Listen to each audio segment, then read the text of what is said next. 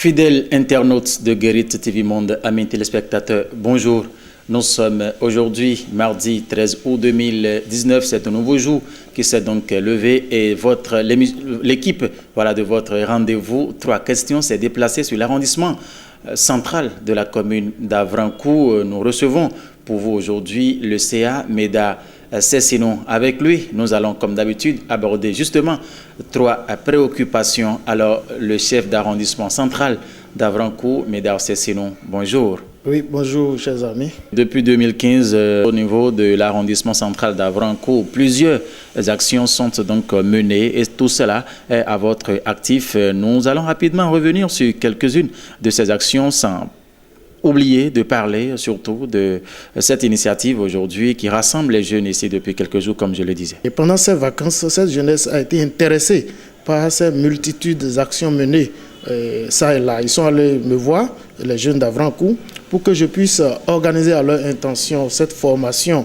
à la pratique donc, de l'électricité, des panneaux solaires et puis l'installation et montage des antennes paraboliques. Ils ont eu ces actions quelque part, ils sont allés me poser le problème et à bras le corps, j'ai pris ce problème. J'ai essayé de rencontrer les différentes structures qui s'y investissent et j'ai rencontré l'ONG AGVIP et c'est cette ONG qui a finalement accepté de nous accompagner. Et nous avons également demandé à ces jeunes de les rencontrer les membres de cette ONG, de savoir donc sur quel module on peut donc les accompagner. Donc leurs doléances ont été ces 3 modules qu'ils sont en train de mettre en pratique actuellement et ce que vous venez de constater, à savoir les énergies renouvelables, le montage et l'installation des panneaux solaires, et des panneaux antennes paraboliques et également l'électricité bâtiment. Ils en ont pour 2 semaines de cours purement pratiques et ceci sera donc sanctionné par un examen et puis la remise de diplôme à tous les participants. Nous avons des jeunes qui sont venus d'Adjara parce qu'ils ont appris le communiqué, ils ont entendu le communiqué à travers les ondes, les réseaux sociaux, la radio et ils sont arrivés massivement d'Adjara. Ils sont arrivés d'Ifanyi, de Doké, de Missérété, ils sont arrivés de Porte-Nouveau et ils sont là, vous aurez à le constater. Et cette jeunesse également n'est pas que des jeunes étudiants, il y a parmi eux des élèves, mais il y a également des enseignants. Des enseignants, c'est ça la grande partie même des enseignants, aussi bien titulaires que vacataires, ils sont intéressés et cela me réconforte davantage. Je vois donc à juste titre cette initiative. Autre question que nous allons aborder dans cette émission, 3 questions, c'est votre présence aux côtés des fidèles musulmans le dimanche 11 août dernier, alors qu'ils étaient en pleine fête de la Tabaski. Qu'est-ce qui explique votre présence de l'autre côté si on sait bien que notre CA n'est pas musulman?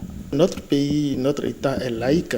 Nous sommes garants du pouvoir étatique, nous sommes garants à une échelle plus bas des décisions du pouvoir étatique. C'est en cela que tout ce qui est décidé par le pouvoir central se répercute sur nous.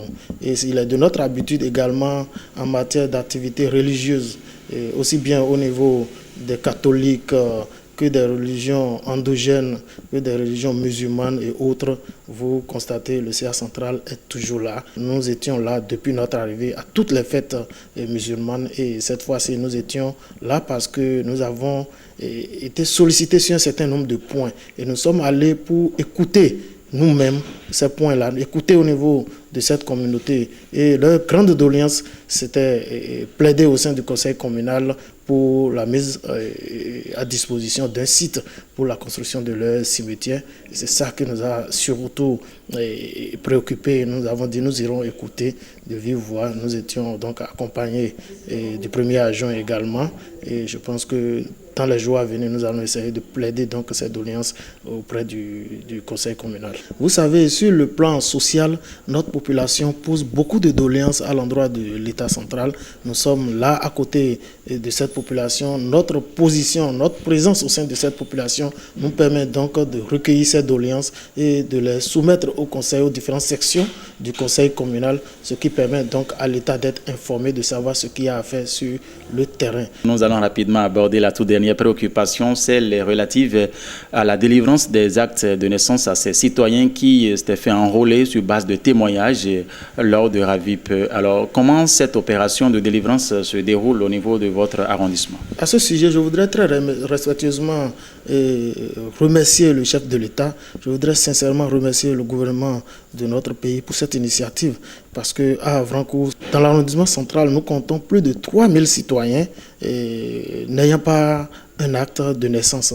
Et l'État béninois a vu juste, le chef de l'État a vu juste cette initiative que nous avons accueillie avec beaucoup de joie. Vous devez voir que notre population attendait également l'événement et ils se sont déplacés massivement. Je sais que la communication va se poursuivre pour que les gens comprennent exactement ce dont il s'agit. Nous sommes en train de travailler également avec l'équipe mise en place pour mettre de l'ordre dans ce qui est envoyé à la population d'Havrancourt. Nous lançons un vibrant appel à la citoyenneté.